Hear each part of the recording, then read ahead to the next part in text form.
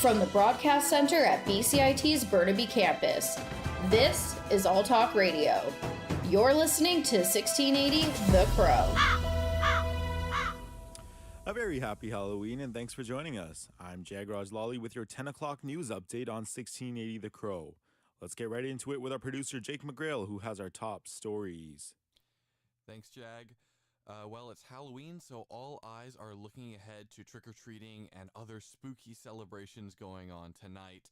Our reporters are going to be digging into some Halloween stories, including some fireworks controversy, as well as how to keep our neighborhoods safe from bears this Halloween season.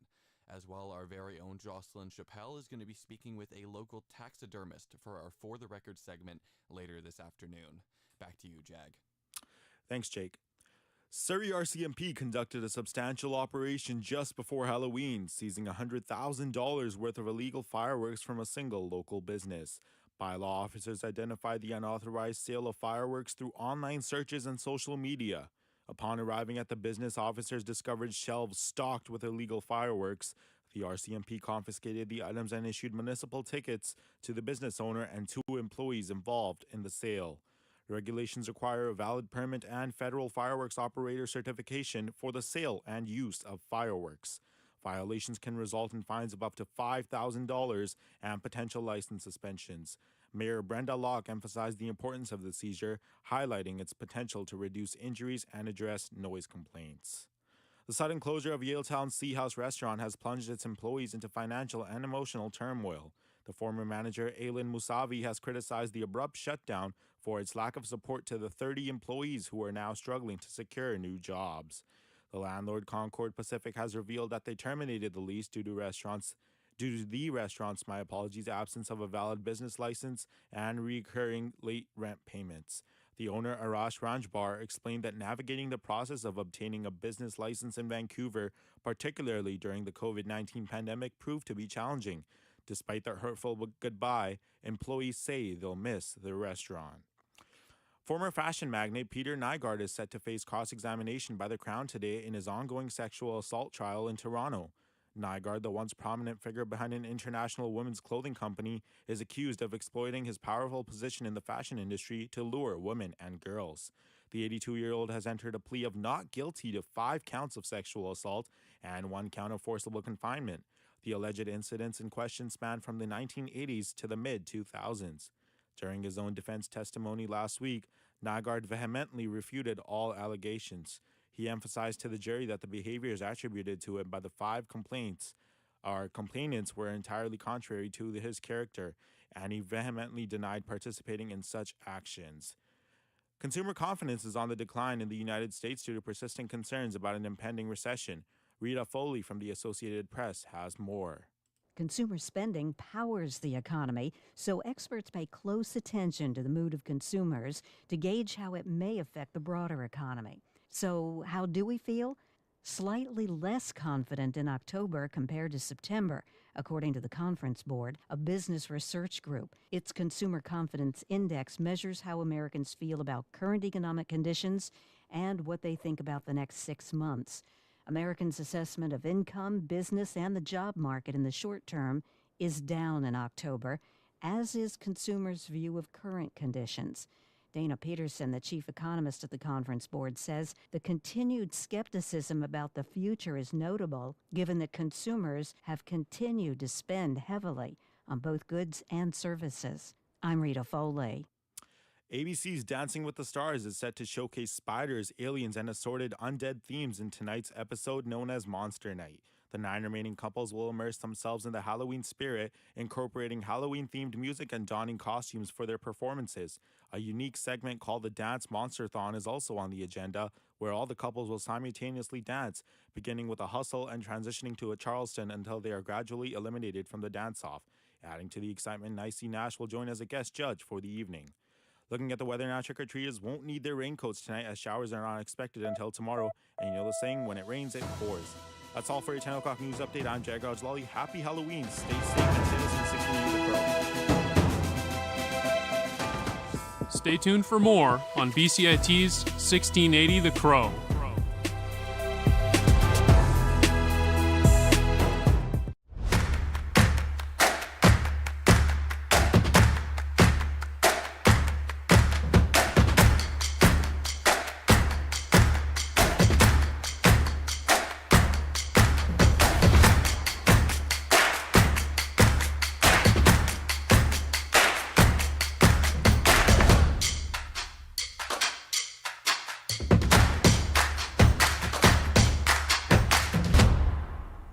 everything is changing to digital. Everything is online. People aren't just waiting for the 6 o'clock news anymore. People want their news right now. They want to be able to go onto their smartphone, onto the internet, and see the news that they want to see. Vancouver is growing at, a really rapid rate, the Lower Mainland even, and with the tools that we're given here, we're able to cover all of that. Welcome to BCIT Magazine. I'm Radhika Sikakane. In the program, they really leave it up to you. I mean, the help is there when you need it, figuring out how to use the programs like Premiere, Audition, and figuring out how to use the cameras. But it's up to you to sort of experiment and figure out what you can do when you go out in the field. They brought candles and flowers to remember the student who lost her life yesterday. Theresa May says the international community condemns Moscow. They really make sure that you know the basics and you are able to put out a quality product. I'm Brady Tretanero. And I'm Radhika Sikakane. Thank you for tuning in to BCIT Magazine.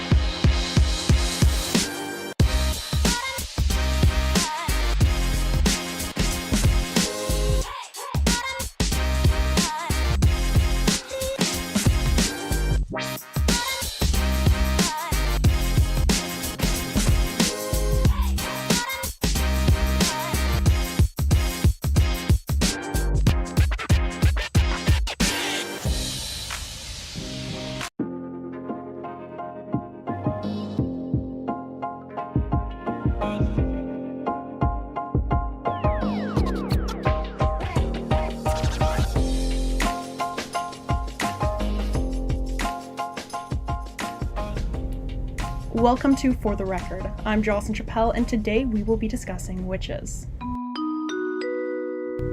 With Halloween just around the corner, so is the return of Halloween characters, decorations, and all things spooky.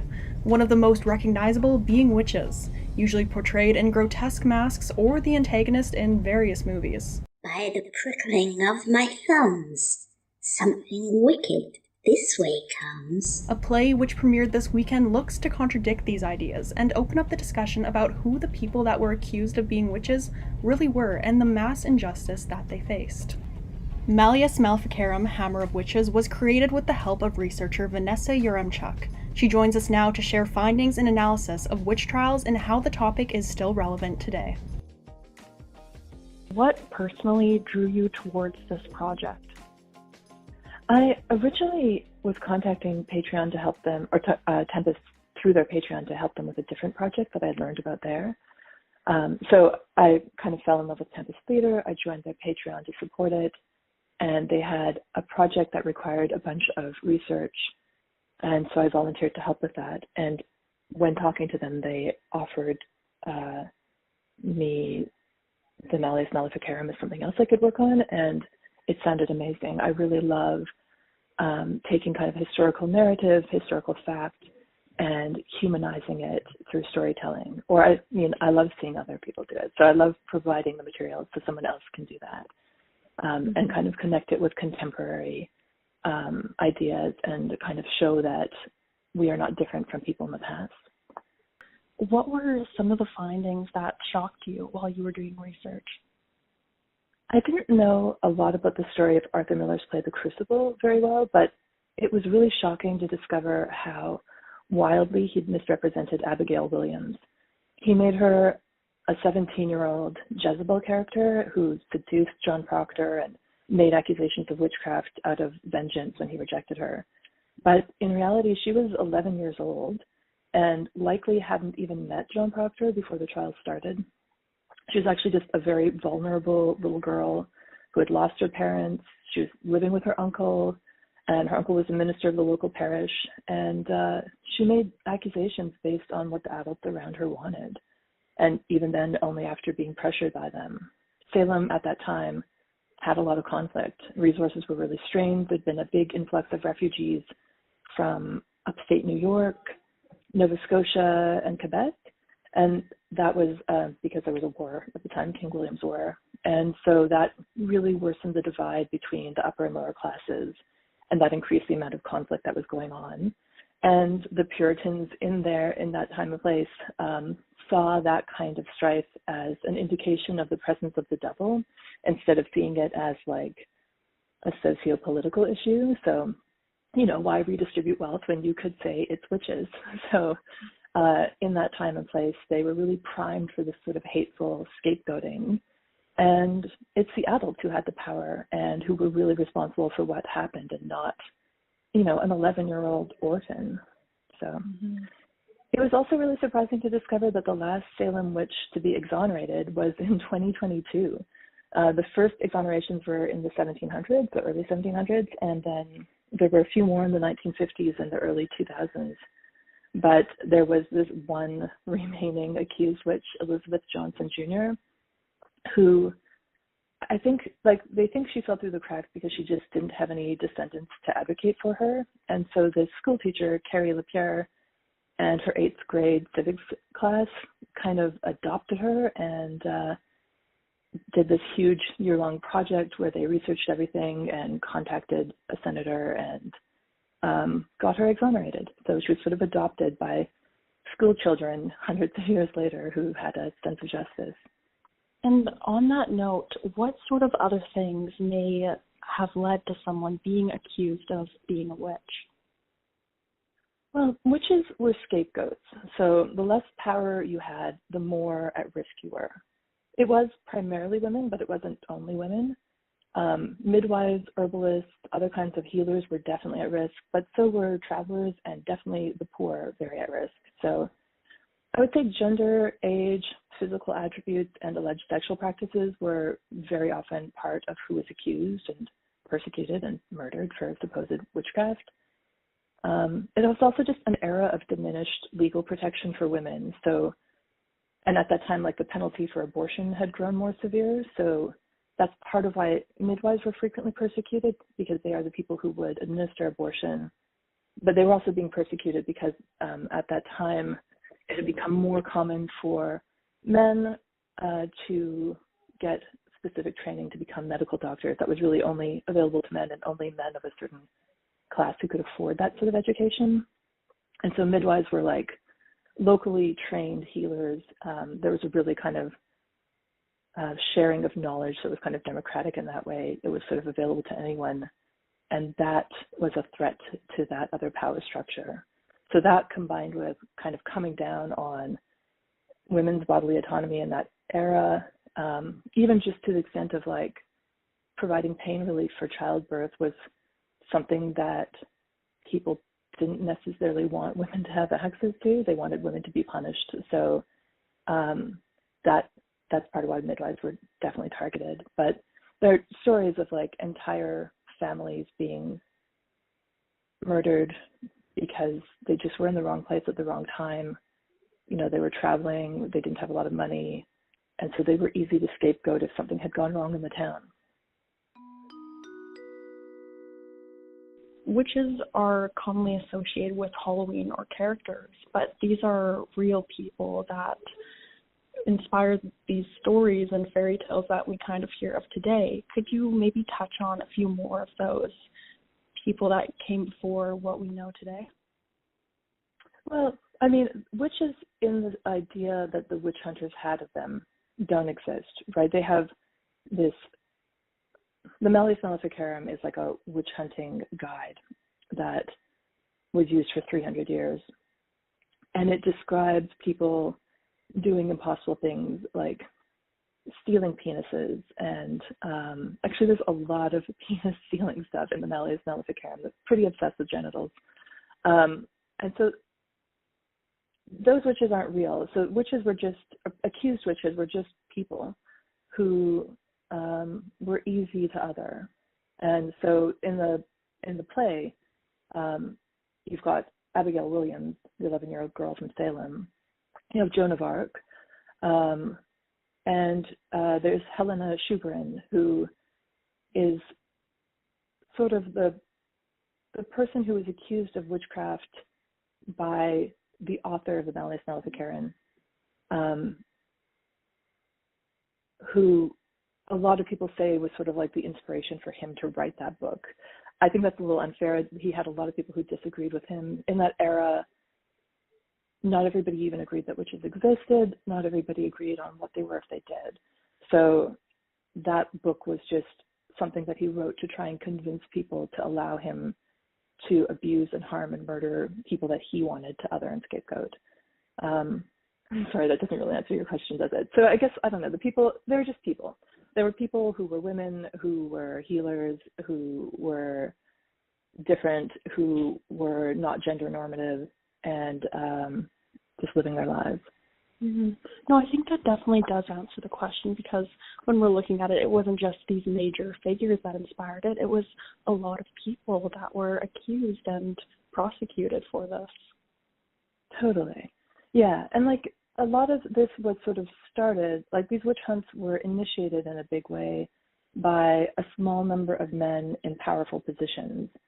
But over time, that's something that like more and more ordinary people started to believe in, and they started asking for people to persecute witches, and they started asking for trials. And so in the end, it was also people in powerful positions who were creating legislation to stop the witch trials too. So it's sort of like it starts with a small number of powerful people doing something harmful. It kind of leaks into common popular thinking, and then in the end, it's legislation that stops it again. What are you hoping anyone that sees the play takes away from it? I think that there's no simple answers. Scapegoating can be really appealing because it's so uncomplicated, but it's always a mistake. It's never like as simple as a witch did it. Also that, a small number of powerful people can do an incredible amount of damage. That there were always pockets of resistance, and that it's important to resist when you can. And also just that people of the past are not really different from us. There's a tendency to look back at previous eras in history and think of people as if they were simpler or more uniform. But we've always been complicated and varied. There's always been a huge variety of different kinds of people. So when people look at, say, trans people today and they're like, oh, this is a new thing and it's weird. No, there were always trans people. There were transgender men living as monks in medieval Europe. That's just like an extra little rabbit hole I fell into when I was researching Joan of Arc. So we've always been messy. We've always been complicated. The people of the past were not all the same or really simple. They were just as messy and complicated as us now. That wraps up today's For the Record. I'm your host, Jocelyn Chappelle, and thank you for joining us.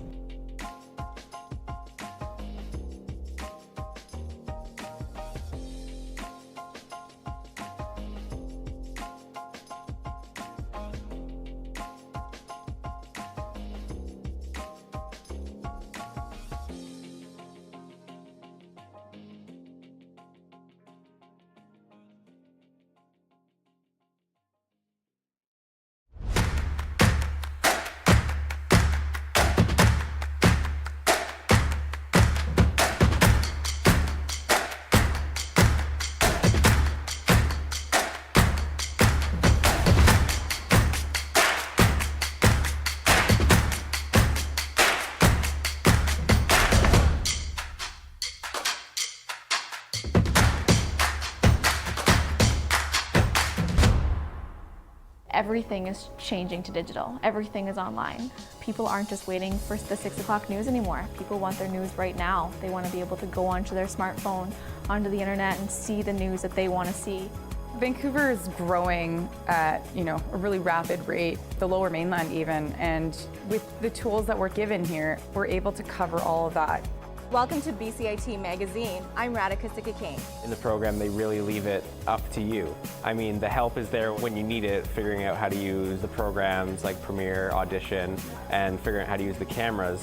But it's up to you to sort of experiment and figure out what you can do when you go out in the field. They brought candles and flowers to remember the student who lost her life yesterday. Theresa May says the international community condemns Moscow. They really make sure that you know the basics and you are able to put out a quality product. I'm Brady Tretnero. And I'm Radhika Sikakane. Thank you for tuning in to BCIT Magazine.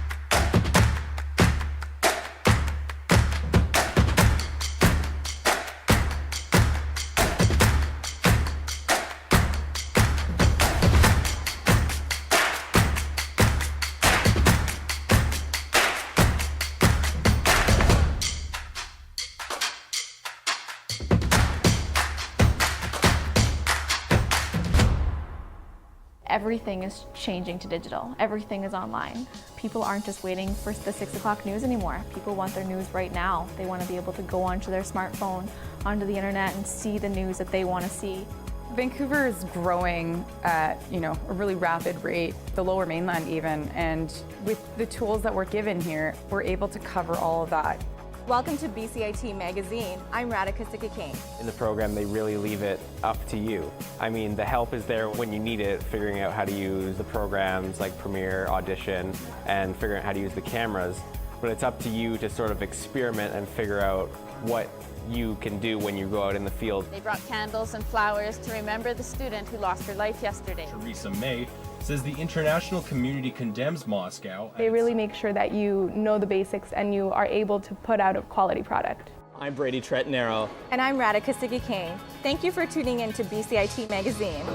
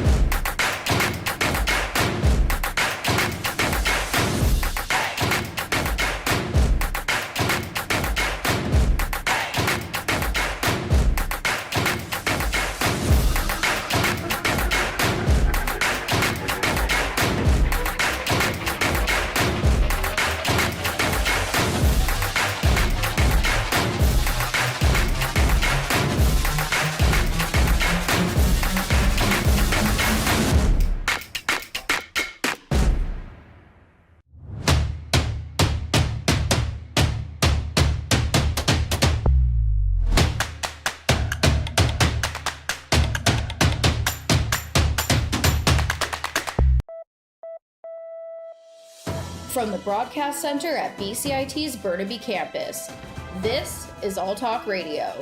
You're listening to 1680 The Crow.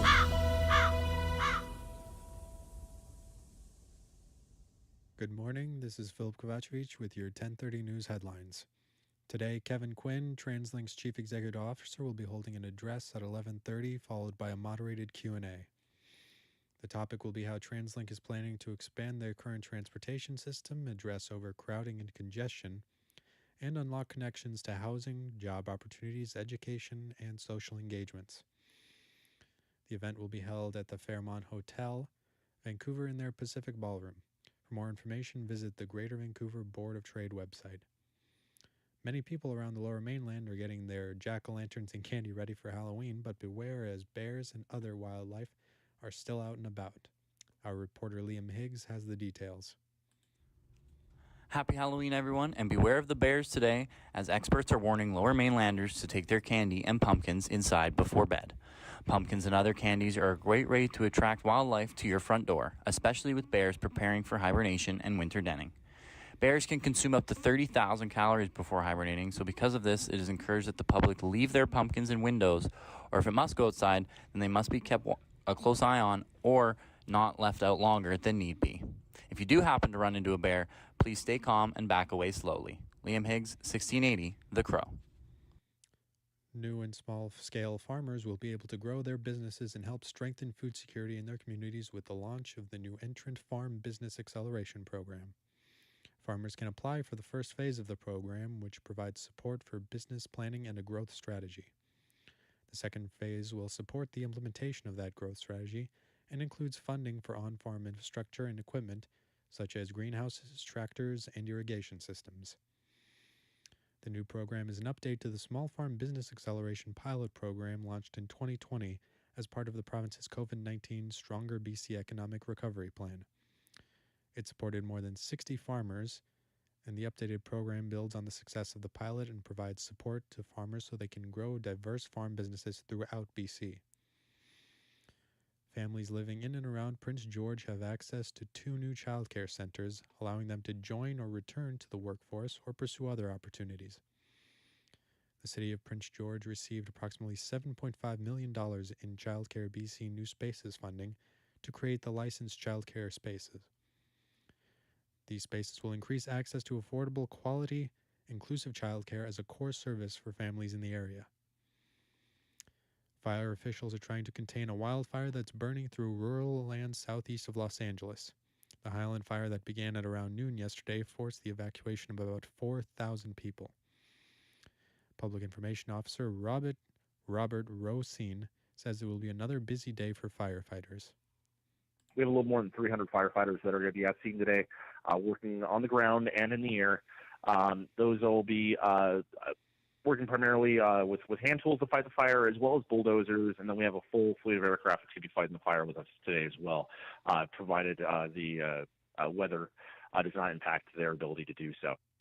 The fire is currently 9 square kilometers and is not contained. The Philadelphia 76ers have solidified the trade for star guard James Harden to the Los Angeles Clippers.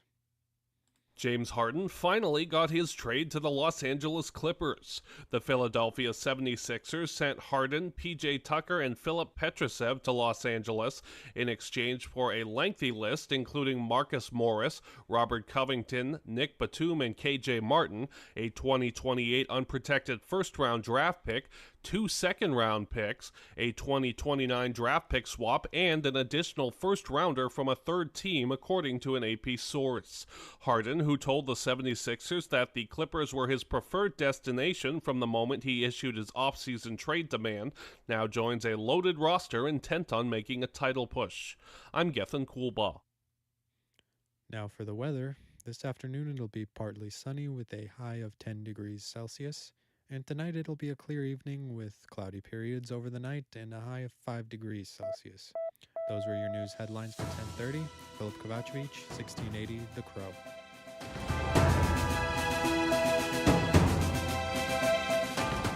Stay tuned for more on BCIT's 1680 The Crow.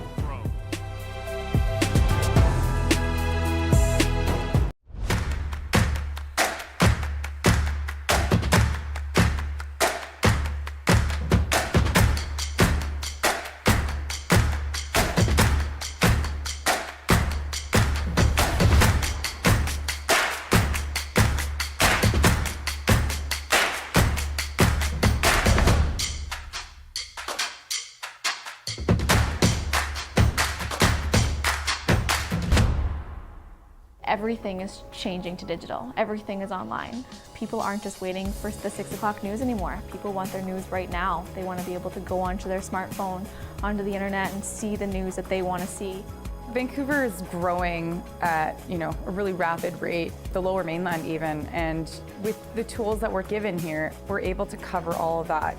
Welcome to BCIT Magazine. I'm Radhika Sikakane. In the program, they really leave it up to you. I mean, the help is there when you need it, figuring out how to use the programs like Premiere, Audition, and figuring out how to use the cameras. But it's up to you to sort of experiment and figure out what you can do when you go out in the field. They brought candles and flowers to remember the student who lost her life yesterday. Theresa May says the international community condemns Moscow. They really make sure that you know the basics and you are able to put out a quality product. I'm Brady Tretanero. And I'm Radhika Sikakane. Thank you for tuning in to BCIT Magazine.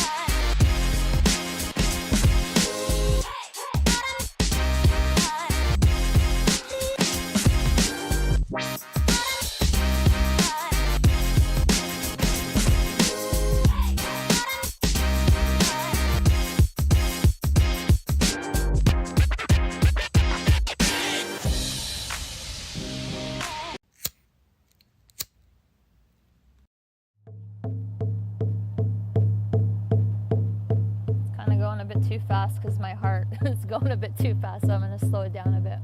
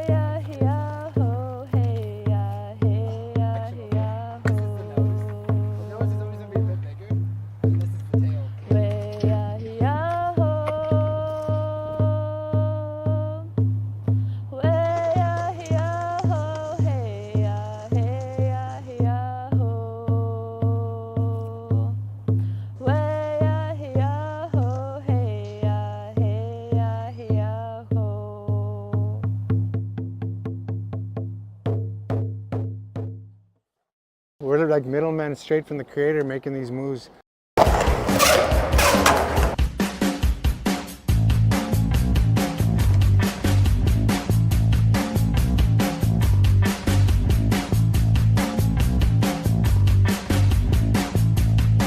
We're all kind of misfits. Something to look forward to, you know? I feel like it's important. Like usually I'll just be like, grab my arm, and then you just kind of like pull them like a T-bar, you know? I think skateboarding is a piece of medicine in itself. We're just doing the work in hopes that eventually we'll have chapters of other nations skate youth in other parts of Turtle Island. It's nations, skate youth.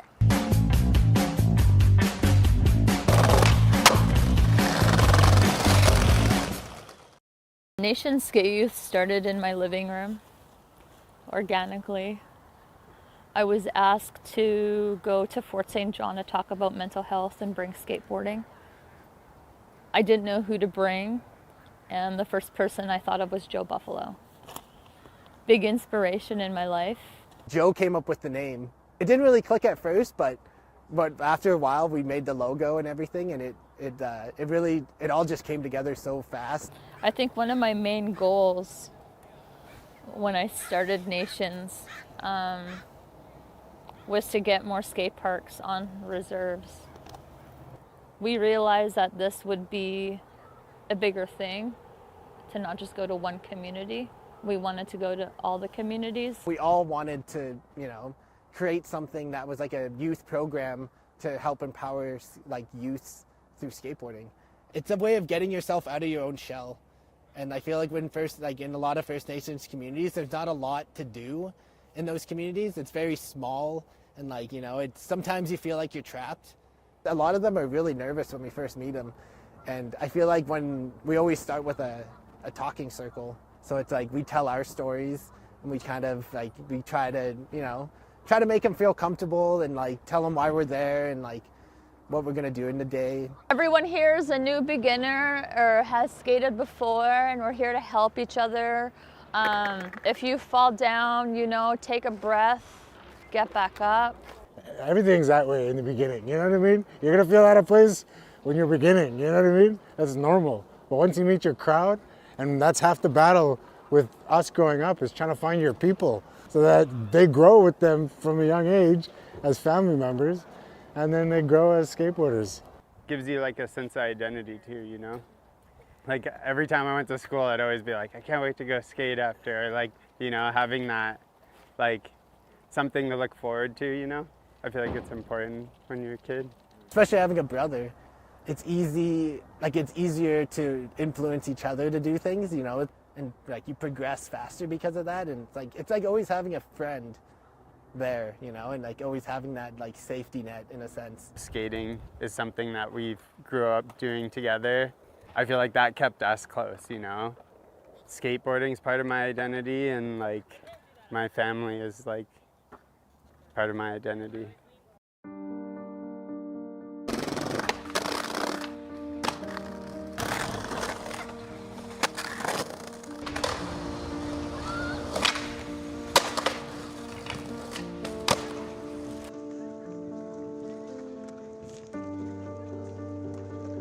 just let skateboarding do its thing. It's that rich, you know? All we do is connect and instill that, plant that seed. It's something I never had growing up, you know? Seeing Joe skateboard at his level and hearing that he went to the residential school and the way that kids, like, you know, oh, my dad went to residential school. Oh, my brother did. Oh, my mom did. You know, they start to relate. And I think that, you know, it's been a healing journey. Skateboarding, like I said, will take you out of all the negative, all the darkness that you feel. And once you get on a skateboard, that's an opportunity for you just to focus on something and be present. Like, even in my community, there's suicides like every year, and it's really sad because you lose knowledge keepers, you lose, you know, momentum, like you lose just youth that have a lot of potential. And I remember Rosie, that was the biggest reason why she wanted to start Nations. You know, to talk about alcohol, drugs, and suicide, because it's happening and they're so young and they see it and they're experiencing it.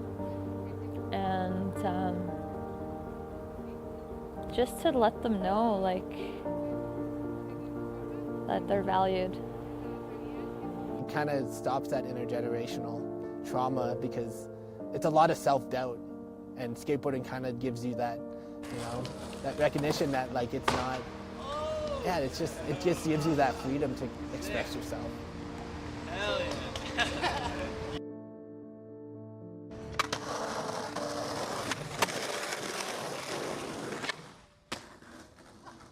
So today I was skateboarding on the skate park and I was just learning. I was a little nervous at first, but then I got the hang of it. He made me feel happy. Okay, can we do that again? Yeah, let's do it again. Okay, I'll go on this side of you. Because he is a good skateboarder and he taught me how to do some tricks.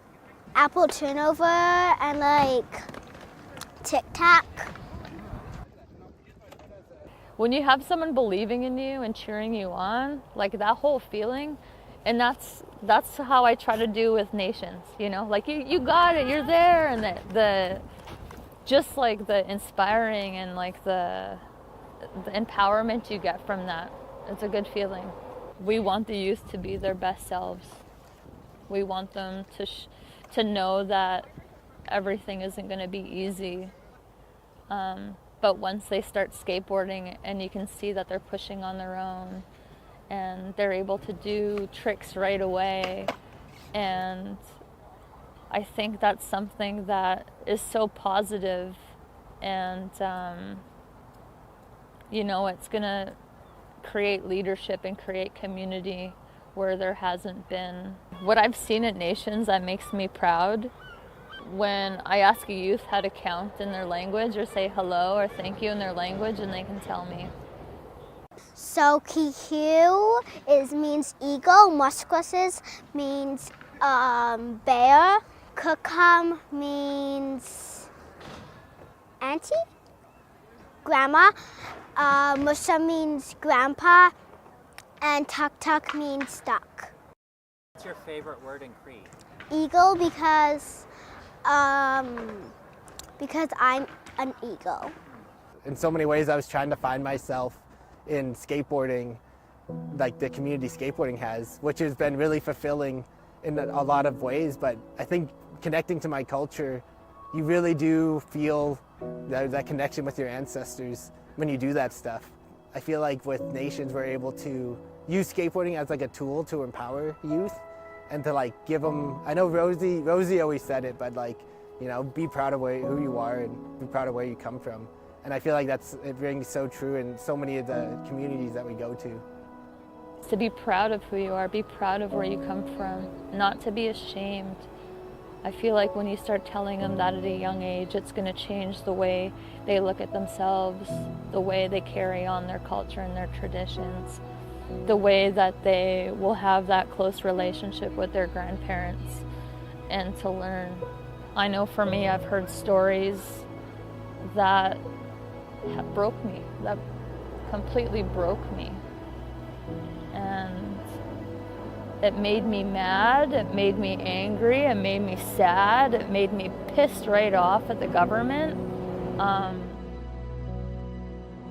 But when you're around youth, you know, you want to show them the hope.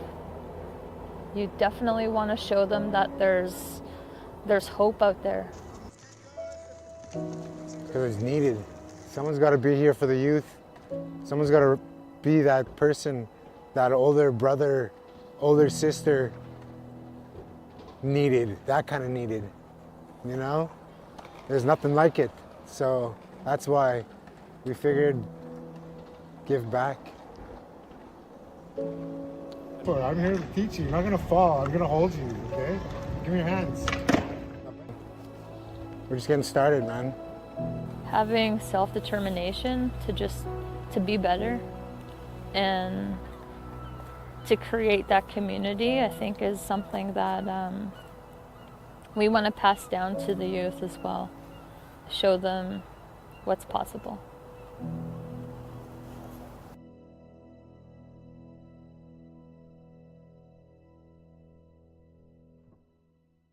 Look, Joanna, hey, hey, look, Joanna,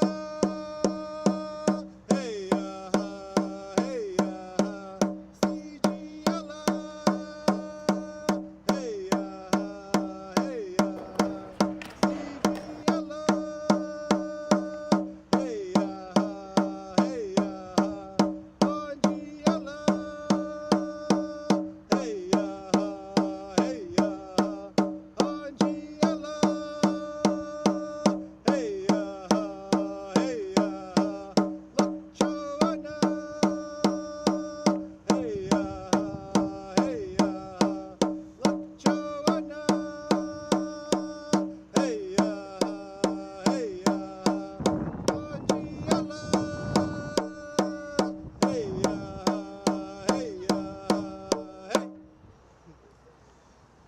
Angiela.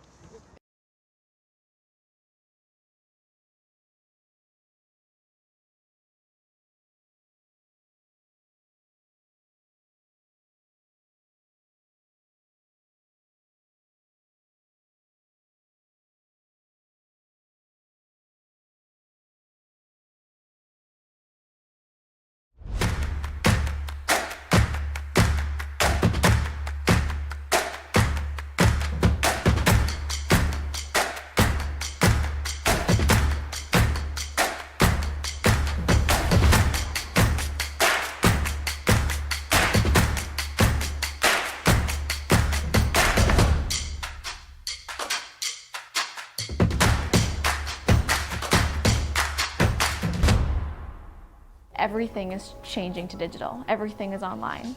People aren't just waiting for the 6 o'clock news anymore. People want their news right now. They want to be able to go onto their smartphone, onto the internet, and see the news that they want to see.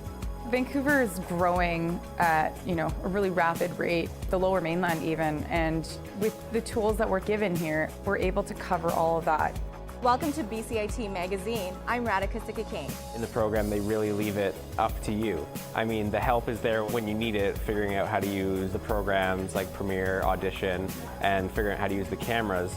But it's up to you to sort of experiment and figure out what you can do when you go out in the field. They brought candles and flowers to remember the student who lost her life yesterday. Theresa May says the international community condemns Moscow. They really make sure that you know the basics and you are able to put out a quality product. I'm Brady Tretanero. And I'm Radhika Sikki-King. Thank you for tuning in to BCIT Magazine.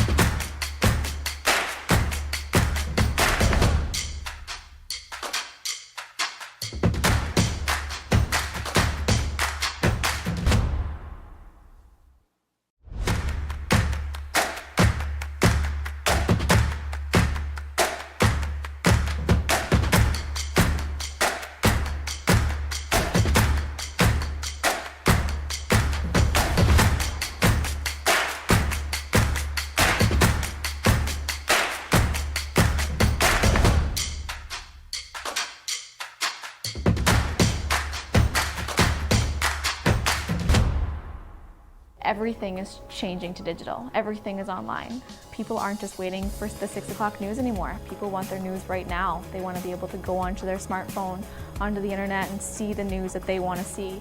Vancouver is growing at, a really rapid rate, the Lower Mainland even, and with the tools that we're given here, we're able to cover all of that. Welcome to BCIT Magazine. I'm Radhika Sikakane. In the program, they really leave it up to you. I mean, the help is there when you need it, figuring out how to use the programs like Premiere, Audition, and figuring out how to use the cameras. But it's up to you to sort of experiment and figure out what you can do when you go out in the field. They brought candles and flowers to remember the student who lost her. From the Broadcast Center at BCIT's Burnaby Campus, this is All Talk Radio. You're listening to 1680 The Crow. Happy Halloween and thanks for joining us. I'm Jagraj Lawley with your 11 o'clock sports update. Police in Sheffield, England are looking into the circumstances surrounding the tragic on-ice death of former NHL player Adam Johnson, who died Saturday after what many describe a freak accident. Gethin Kulbaugh of the Associated Press has more. South Yorkshire police are investigating the death of American ice hockey player Adam Johnson after his neck was cut by a skate blade in an English game. The English governing body has reacted by making all ice hockey players wear neck guards from the start of 2024. Johnson was playing for the Nottingham Panthers at the Sheffield Steelers when he suffered the skate cut in a Champions Cup game. Johnson was a 29-year-old Minnesota native. He appeared in 13 NHL games with the Pittsburgh Penguins. I'm Gethin Kulbaugh. The Vancouver Canucks are set to finish a 3-game homestand tonight when they host the Nashville Predators. Goaltender Thatcher Demko is expected to start after Casey DeSmith stopped 20 of 24 shots in Saturday's overtime loss against the New York Rangers. Nashville comes into this one having defeated the Toronto Maple Leafs in overtime Saturday night. Puck drop is set for 7 p.m. local time at Rogers Arena. Moving to basketball now, the Philadelphia 76ers have traded star guard James Harden to the Los Angeles Clippers. Gethin Kulbaugh of the Associated Press has more. James Harden finally got his trade to the Los Angeles Clippers. The Philadelphia 76ers sent Harden, PJ Tucker, and Philip Petrusev to Los Angeles in exchange for a lengthy list including Marcus Morris, Robert Covington, Nick Batum, and KJ Martin, a 2028 unprotected first-round draft pick, 2 second-round picks, a 2029 draft pick swap, and an additional first-rounder from a third team, according to an AP source. Harden, who told the 76ers that the Clippers were his preferred destination from the moment he issued his offseason trade demand, now joins a loaded roster intent on making a title push. I'm Gethin Kulbaugh. The Toronto Raptors are encountering early season struggles, having lost 3 consecutive games. Head coach Darko Rajakovic is placing strong emphasis on the importance of his players coming together and rectifying their performance as a cohesive unit during games. Individually, individual problems cannot be bigger than team. We just talked about it in a locker room. I told guys, like, we gotta be a team. We gotta think about what I need to do for my team to win. Their most recent defeat was at the hands of the previously winless Portland Trail Blazers, who secured a 99-91 victory on the Raptors' home court. As a result, Toronto's record now stands at 1-3. In a pivotal World Series matchup, the Texas Rangers secured a 2-1 lead by defeating the Arizona Diamondbacks 3-1. Corey Seager played a key role in this victory, not only launching a 2-run homer, but also executing a critical defensive play in the 8th inning that initiated a vital double play. Max Scherzer, supported by 4 relievers, delivered a superb pitching performance.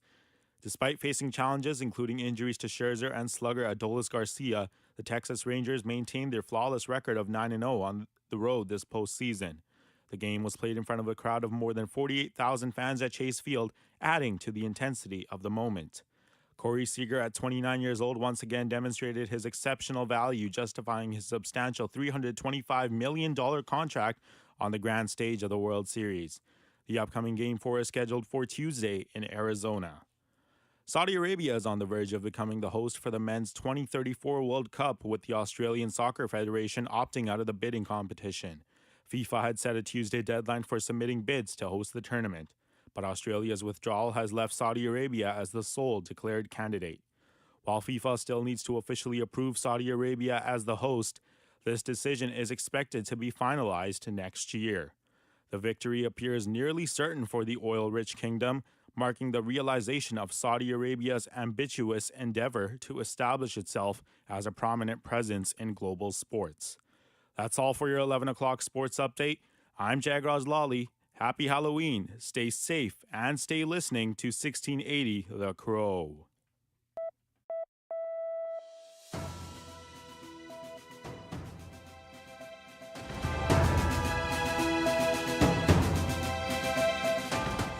Stay tuned for more on BCIT's 1680 The Crow.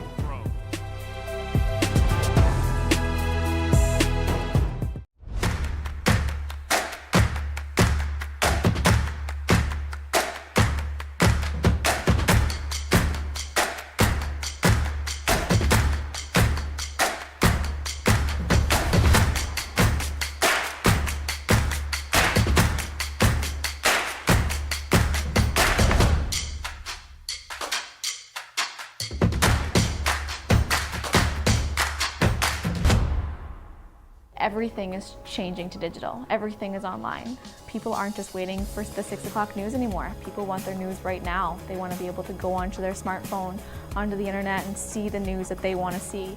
Vancouver is growing at, a really rapid rate, the Lower Mainland even, and with the tools that we're given here, we're able to cover all of that. Welcome to BCIT Magazine. I'm Radhika Sikki-King. In the program, they really leave it up to you. I mean, the help is there when you need it, figuring out how to use the programs like Premiere, Audition, and figuring out how to use the cameras. But it's up to you to sort of experiment and figure out what you can do when you go out in the field. They brought candles and flowers to remember the student who lost her life yesterday. Theresa May says the international community condemns Moscow. They really make sure that you know the basics and you are able to put out a quality product. I'm Brady Tretanero. And I'm Radhika Sikki-King. Thank you for tuning in to BCIT Magazine.